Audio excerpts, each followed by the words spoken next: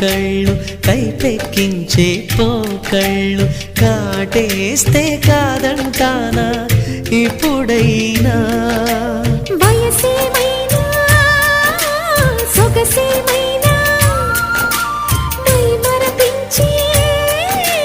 మనసేమైనా నవ్వు నవరాత్రి నీ కోసం తీసుకువస్తున్నా మైనా ఏమైనావే మన్మథ మాసం అయినా ఎంతైనా ఇది మెత్తని మోసం తీయనైన తీరిక